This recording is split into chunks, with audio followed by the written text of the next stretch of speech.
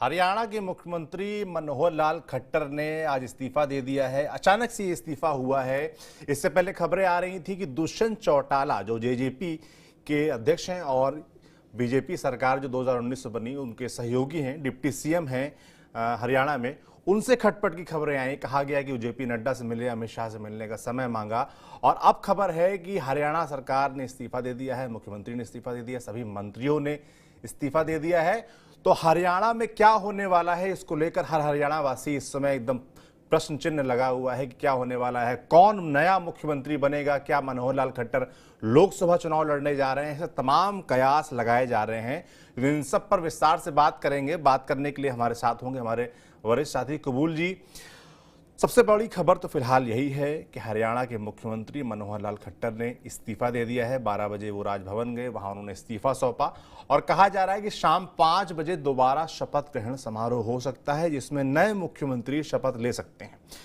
शपथ लेंगे तो जाहिर सी बात है जो वहां का नंबर गेम है, सबसे पहले उस पर चर्चा होगी कि जेजेपी अगर अलग हो गई है तो फिर किन नंबरों के आधार पर बीजेपी वहां सरकार बनाने का दावा करेगी। क्योंकि अगर आप नंबर गेम देखें तो 90 विधायक वहां चाहिए। 90 विधानसभा में कुल 90 विधायक चुने जाते हैं, जिसमें 41 विधायक बीजेपी के पक्ष में है और 46 का आंकड़ा चाहिए होता है बहुमत पार करने के लिए, बहुमत साबित करने के लिए। सबसे पहले आपसे मैं यही जानना चाहूंगा कि जो नंबर गेम है इस पर जो चर्चा करिए, बताइए कि नंबर के लिहाज से क्या बीजेपी के पास बहुमत है, क्योंकि जेजेपी तो बताया जा रहा है अलग हो गई है।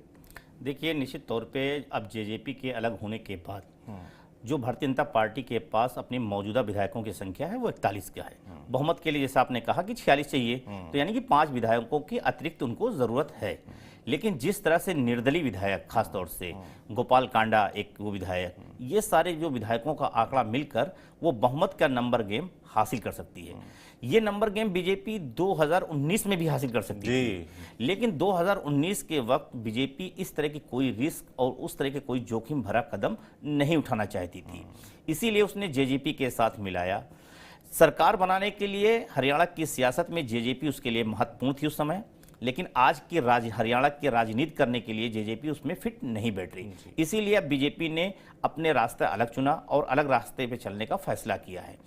और अब उसके पास जो है सरकार बनाने का निश्चित तौर पर सरकार, और जिस तरह से देखने में मिल रहा है कि जेजेपी के विधायक भी जैसे टूट रहे हैं। आज दुष्यंत चौटाला जो है अपने फार्म हाउस पे उन्होंने अपने विधायकों की बैठक बुलाई है, उसमें 10 विधायक हैं, उसमें से करीब बताया जा रहा है कि 5 विधायक जो है वहां नहीं पहुंचे और वो 5 विधायक कहीं ना कहीं मनोहर लाल खट्टर के समर्थन में हैं और उनके साथ खड़े हैं। तो यानी कि जो बीजेपी को नंबर चाहिए वो नंबर ऑलरेडी जो है बीजेपी जुटा लिया है। और बीजेपी ने कोई ऐसा नहीं कि ये आज अचानक इस्तीफा हुआ है, ये दिख रहा आज है, लेकिन इसकी सियासी खिचड़ी काफ़ी अरसे से पक रही है।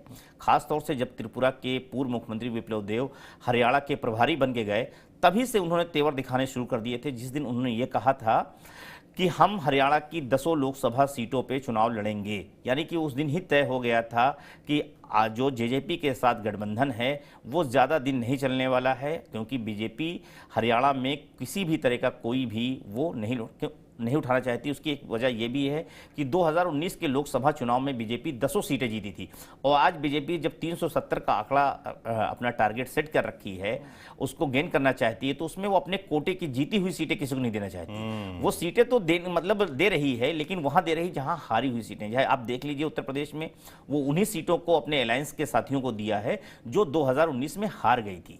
जब बाकी जगह आप देखेंगे, चाहे वो बिहार हो या महाराष्ट्र हो, इन दोनों जगह बीजेपी 2019 से ज्यादा सीटों पर चुनाव लड़ने जा रही है, जबकि अलायंस के पार्टनर बढ़ गए हैं। तो हरियाणा में वो कैसे छोड़ देती? तो एक पहली वजह ये, हरियाणा में वो बीजेपी, आप कह रहे हैं कि सबसे बड़ी और शुरुआती वजह जो टूटने की हुई जेजेपी से वो लोकसभा सीटों का बंटवारा।